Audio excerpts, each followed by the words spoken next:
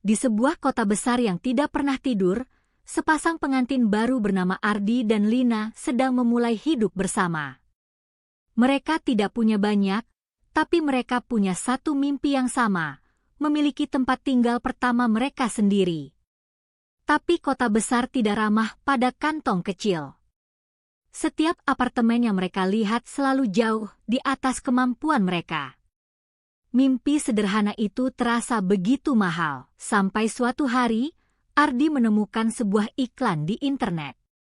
Sebuah apartemen tua di ujung kota dengan harga yang hampir tidak masuk akal. Terlalu murah untuk ukuran sekota ini. Lina merasa ragu, tapi Ardi sudah terlanjur bersemangat. Mereka datang untuk melihat langsung. Dari luar, gedung apartemen itu terlihat hidup. Orang-orang berlalu lalang di lobi, jendela-jendela menyala, suara televisi samar terdengar dari beberapa unit. Tempat ini terlihat ramai dan aman. Pak Hendra, sang makelar, menyambut mereka dengan senyum lebar yang terlalu ramah. Ia menunjukkan unit di lantai 7. Ruangannya luas dengan pemandangan kota. Cat dindingnya memang sudah mengelupas, tapi Ardi hanya melihat potensi. Lina merasa ada sesuatu yang aneh. Udara di dalam apartemen itu terasa berat, seperti ada sesuatu yang mengawasi mereka dari setiap sudut ruangan. Tapi ia tidak bisa menjelaskan perasaan itu dengan kata-kata. Tapi Ardi sudah jatuh cinta pada harganya. Dengan seluruh tabungan mereka, apartemen ini adalah satu-satunya yang terjangkau. Tanpa pikir panjang, ia menandatangani surat pembelian hari itu juga. Pena itu terasa dingin di tangannya, tapi ia tidak menghiraukannya. Hari pindahan tiba. Mereka membawa seluruh hidup mereka dalam beberapa kardus. Lorong apartemen yang kemarin terlihat ramai, hari ini sunyi sekali. Ardi bilang mungkin karena hari kerja. Lina hanya mengangguk, tapi matanya tidak berhenti memperhatikan pintu-pintu tetangga yang semuanya tertutup rapat. Malam pertama di apartemen baru. Mereka makan mie instan di lantai, ditemani kardus-kardus yang belum dibuka. Lina bersandar di bahu Ardi, dan untuk sesaat, semuanya terasa baik-baik saja. Untuk sesaat, tepat pukul 3 dini hari, Lina terbangun. Ada suara samar dari balik dinding, seperti seseorang yang sedang menangis pelan. Ia mendengarkan lebih lama, lalu meyakinkan dirinya bahwa itu hanya angin. Ia kembali tidur. Tapi suara itu tidak berhenti sampai subuh. Pagi hari, Lina mencoba menyapa tetangga. Ia mengetuk pintu di sebelah kiri, tidak ada jawaban. Pintu di sebelah kanan, sama saja. Ia mengetuk semua pintu di lantai 7. Tidak satu pun yang terbuka. Tidak satu pun yang bersuara. Ardi berangkat kerja. Lina tinggal sendirian untuk pertama kalinya. Ruangan yang kemarin terasa luas, hari ini terasa menyempit. Udara di dalamnya semakin berat, seolah ada seseorang yang berdiri sangat dekat di belakangnya. Siang itu, Lina melihat bayangan bergerak di ujung lorong saat ia membuang sampah. Bayangan itu berhenti sejenak, lalu menghilang di balik dinding. Saat Lina berlari ke sana, lorong itu kosong. Hanya bau lembab dan kesunyian yang menyapanya. Malam hari, keran air di kamar mandi menyala sendiri. Suara air yang menetes memenuhi kesunyian. Saat Ardi memeriksanya, keran sudah mati. Tapi lantai kamar mandi basah, dan di cermin yang berembun, ada bekas sapuan jari yang bukan milik mereka. Lina menceritakan semua keanehan itu kepada Ardi. Suara tangisan di dinding, bayangan di lorong, keran yang menyala sendiri. Ardi memeluknya dan menjelaskan bahwa apartemen tua memang seperti itu. Ia tersenyum menenangkan. Tapi malam itu, Ardi juga tidak bisa tidur. 1 minggu berlalu. Mereka belum pernah bertemu satu pun tetangga. tidak di lorong, tidak di lift, tidak di area parkir. Apartemen yang saat survei terlihat penuh kehidupan, sekarang terasa seperti gedung yang sudah lama mati. Lina memberanikan diri membuka salah satu pintu tetangga yang tidak terkunci. Di dalamnya, hanya ada ruangan kosong berdebu tebal, seolah tidak pernah ditinggali selama bertahun-tahun. Wallpaper mengelupas, lantai retak, dan udara di dalamnya berbau seperti tanah basah. Malam itu, suara langkah kaki terdengar dari plafon. Pelan tapi pasti, seperti seseorang yang berjalan bolak-balik di atas mereka. Padahal unit mereka ada di lantai paling atas. Di atas plafon itu, seharusnya tidak ada apa-apa selain atap dan langit. Ardi duduk di meja makan, menghitung ulang keuangan mereka. Seluruh tabungan sudah habis untuk membeli apartemen ini. Tidak ada uang untuk pindah, tidak ada uang untuk menyewa tempat lain. Mereka terjebak, bukan oleh hantu, tapi oleh keterbatasan mereka sendiri. Saat Lina melewati cermin kamar mandi malam itu, ia melihat sesuatu yang membekukan darahnya. Di belakang refleksinya, berdiri seorang wanita berambut panjang basah dengan gaun putih kusam. Lina menjerit dan berbalik. Tidak ada siapapun. Tapi di cermin, bekas telapak tangan basah menempel di bahu refleksinya. Sejak malam itu, Lina tidak bisa lagi berpura-pura semuanya baik-baik saja. Setiap malam, pintu lemari di kamar terbuka sendiri. Perlahan, tanpa suara, seolah ada tangan tak terlihat yang menariknya dari dalam. Pagi itu, Lina menemukan tulisan di kaca jendela yang berembun. Dua kata yang ditulis dengan jari dari sisi dalam, padahal jendela itu tidak pernah mereka sentuh. Tulisannya berbunyi, "Jangan pergi." Ardi mencoba menghubungi Pak Hendra untuk bertanya tentang apartemen ini. Nomor yang tertera di kontrak sudah tidak aktif. Ia mencari di internet, tidak ada jejak makelar bernama Hendra yang pernah beroperasi di kota ini, seolah orang itu tidak pernah ada. Lina menemukan sesuatu di balik wallpaper yang mengelupas di ruang tamu. Foto-foto lama yang ditempel di dinding menunjukkan sebuah keluarga yang tidak dikenal. Tapi yang membuat bulu kuduknya berdiri adalah wajah-wajah dalam foto itu, semuanya dicoret dengan tinta hitam. Malam itu, suhu di dalam apartemen turun drastis tanpa alasan. Napas mereka berubah menjadi uap putih. AC tidak menyala, jendela tertutup rapat. Dingin itu datang dari dalam dinding, dari lantai, dari setiap sudut ruangan yang gelap. Tepat tengah malam, Ardi terbangun dan melihatnya untuk pertama kali. Seorang wanita berdiri di ujung tempat tidur mereka, diam, tidak bergerak, hanya menatap dengan mata yang kosong dan hitam. Rambutnya basah menjuntai menutupi sebagian wajahnya yang pucat. Ardi ingin berteriak, tapi suaranya tidak keluar. Mereka tidak tidur semalaman. Duduk berdua di ruang tamu dengan semua lampu menyala, saling berpegangan tangan, menunggu matahari terbit. Setiap suara kecil membuat tubuh mereka terlonjak.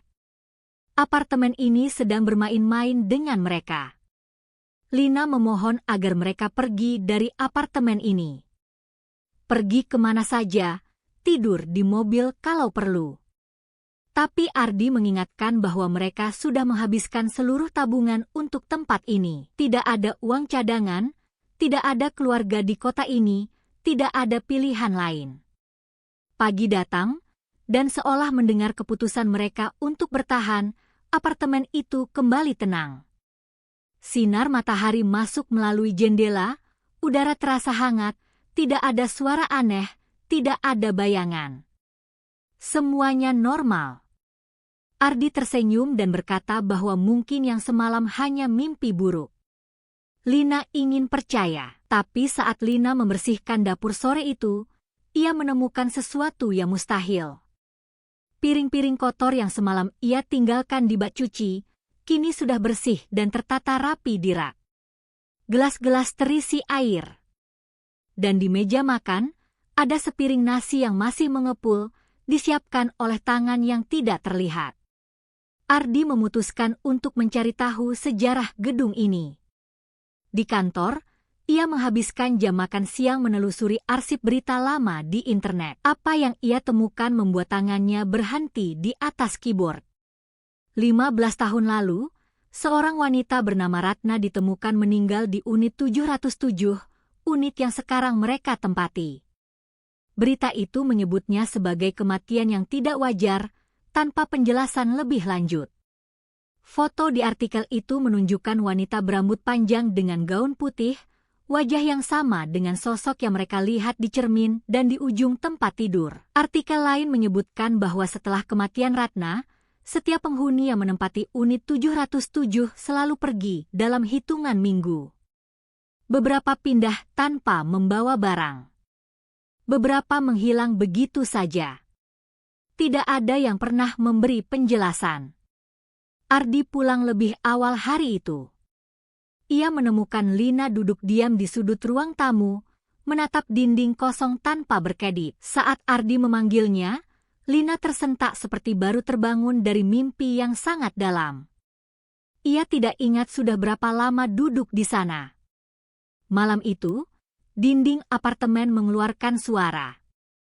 Bukan suara tangisan seperti biasa, tapi bisikan. Puluhan suara yang berbisik bersamaan, tumpang tindih, seperti banyak mulut yang bicara dari dalam tembok. Kata-kata mereka tidak jelas, tapi nadanya terasa seperti undangan. Ardi menggulung karpet di ruang tamu dan menemukan sesuatu yang membuat jantungnya berhenti.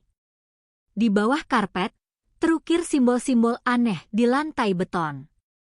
Lingkaran, garis-garis yang saling bersilang, dan di tengahnya, angka 707 ditulis dengan sesuatu yang berwarna merah gelap dan sudah mengering. Lina bermimpi malam itu. Dalam mimpinya, ia berdiri di ruangan yang sama, tapi dinding-dindingnya bergerak. Wanita bergaun putih itu duduk di kursi di tengah ruangan, tersenyum kepadanya. Bibirnya bergerak tanpa suara, tapi Lina bisa membaca kata-katanya, "Ini rumahku. Kalian tidak boleh pergi. Kalian bagian dari sini sekarang." Lina terbangun dengan menjerit. Ardi memeluknya erat. Ia menceritakan mimpinya, dan untuk pertama kalinya, Ardi tidak lagi mencoba merasionalisasi apa yang terjadi. Wajahnya pucat. Ia tahu, ini bukan apartemen biasa. Ini adalah perangkap. Mereka mulai bertengkar. Lina menangis dan mengatakan ia sudah tidak peduli soal uang, ia hanya ingin keluar hidup-hidup dari tempat ini. Ardi yang selama ini selalu berpikir soal tabungan, akhirnya melihat ketakutan di mata istrinya yang sudah tidak bisa ditahan lagi. Tiba-tiba, semua lampu di apartemen berkedip hebat, lalu padam secara bersamaan. Kegelapan total menelan mereka, dan dalam kegelapan itu, mereka mendengar suara yang membuat darah mereka membeku. Tawa seorang wanita, pelan, dekat, tepat di belakang mereka. Ardi akhirnya setuju untuk pergi. Pagi-pagi buta, mereka berkemas secepat mungkin. Hanya membawa tas ransel berisi dokumen penting dan pakaian secukupnya. Apartemen ini boleh menyimpan barang mereka, yang penting nyawa mereka selamat. Tapi saat mereka mencoba membuka pintu apartemen, pintu itu tidak bergerak. Bukan terkunci, tapi seperti menyatu dengan dinding. Ardi mendorong dengan seluruh tenaganya, tapi pintu itu bahkan tidak bergetar. Seolah bukan lagi pintu, melainkan bagian dari tembok. Jendela juga tidak bisa dibuka. Kaca yang seharusnya bisa dipecahkan terasa keras seperti baja. Handphone mereka kehilangan sinyal. Layar hanya menunjukkan ruang kosong tanpa satu bar pun. Mereka benar-benar terisolasi dari dunia luar. Ardi mengambil kursi besi dan menghantamkannya ke pintu berkali-kali. Pada pukulan kelima, sebuah kekuatan tak terlihat menghempaskan tubuhnya ke belakang. Ia terlempar dan menabrak dinding di seberang ruangan. Lina menjerit. Saat debu mengendap, mereka melihatnya lagi. Sosok wanita itu berdiri di lorong antara kamar dan ruang tamu, kepalanya miring ke satu sisi, bibirnya membentuk senyuman yang tidak manusiawi. Ia tidak bergerak. Ia hanya berdiri di sana, menghalangi jalan mereka. Kemudian, tanpa alasan, pintu apartemen terbuka sendiri. Perlahan, dengan suara berderit yang panjang. Seolah apartemen ini sengaja memberi mereka harapan palsu. Tanpa berpikir, mereka berlari keluar ke koridor. Tapi koridor itu tidak seperti yang mereka ingat. Lorong yang seharusnya lurus, kini terasa berputar. Setiap belokan membawa mereka kembali ke tempat yang sama. Setiap lorong berakhir di depan pintu unit 707, pintu mereka sendiri yang terbuka lebar, menunggu mereka kembali. Mereka mencoba tangga darurat. Tangga yang seharusnya 7 lantai, terasa tidak berujung. Mereka berlari turun selama bermenit-menit, tapi angka di dinding selalu menunjukkan lantai 7. Mereka tidak pernah beranjak dari tempatnya. Kelelahan, mereka jatuh terduduk di lantai koridor. Saat itulah semua pintu apartemen lain di lantai 7 terbuka secara bersamaan. Perlahan, serempak. Di balik setiap pintu, hanya ada kegelapan total dan bau tanah basah yang menyengat. Dengan pilihan yang sudah habis, mereka kembali masuk ke unit 707, satu-satunya tempat yang masih memiliki cahaya. Pintu menutup sendiri di belakang mereka dengan suara dentuman yang menggema di seluruh gedung kosong. Malam tiba lagi. Mereka duduk di tengah ruangan, saling berpelukan, menunggu apapun yang akan terjadi selanjutnya. Apartemen ini sudah menunjukkan kekuatannya. Mereka bukan tamu di sini. Mereka adalah tawanan. Sosok wanita itu muncul lagi. Kali ini, ia tidak berdiri di kejauhan. Ia duduk di kursi di sudut ruangan, menatap mereka dengan kepala yang sedikit miring, seperti seorang ibu yang mengawasi anak-anaknya. Tidak ada kebencian di matanya, hanya keposesifan yang menyeramkan. Lina berjalan ke kamar mandi tanpa sadar, seperti dituntun oleh sesuatu. Di cermin, refleksinya terlihat berbeda. Wajahnya lebih pucat, matanya lebih dalam, rambutnya terlihat basah. Seolah cermin itu menunjukkan apa yang akan ia jadi jika terus tinggal di sini. Ardi menemukan Lina sedang berbicara sendiri di dapur. Mulutnya bergerak tanpa suara, matanya menatap ke arah kursi kosong di depannya. Saat Ardi mengguncang bahunya, Lina menatapnya bingung dan bertanya mengapa ia berada di dapur. Ia tidak ingat berjalan ke sana. Ardi menemukan sesuatu di balik lemari yang ia geser dengan sisa tenaganya. Sebuah catatan yang ditulis tangan dengan tulisan yang gemetar. Isinya membuat lututnya lemas. Kami sudah mencoba pergi 47 kali. Tidak ada jalan keluar. Jika kamu membaca ini, kamu sudah menjadi bagian dari gedung ini. Pagi seharusnya sudah datang, tapi matahari tidak pernah muncul. Jendela yang biasanya menunjukkan pemandangan kota, kini hanya menampilkan kegelapan tanpa ujung. Tidak ada lampu kota, tidak ada bintang, tidak ada apapun. Dunia di luar apartemen ini sudah menghilang. Atau mungkin, tidak pernah ada. Hari dan malam kehilangan makna. Mereka tidak tahu sudah berapa lama mereka di sini. Makanan di kulkas tidak pernah habis, air selalu mengalir, lampu selalu menyala. Apartemen ini menjaga mereka tetap hidup, bukan karena peduli, tapi karena membutuhkan mereka. Perlahan, mereka berhenti melawan.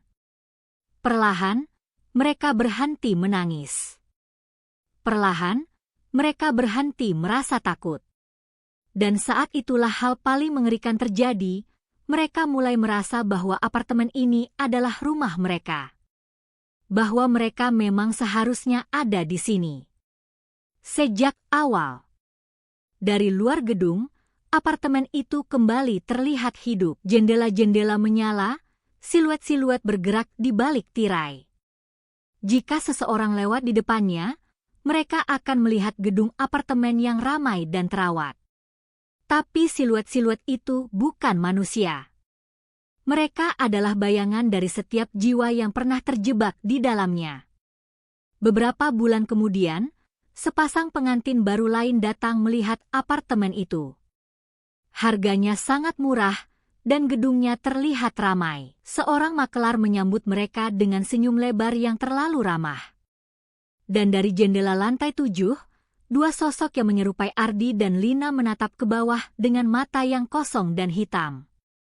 Mulut mereka terbuka, seolah ingin berteriak memperingatkan. Tapi tidak ada suara yang keluar. Tidak akan pernah ada.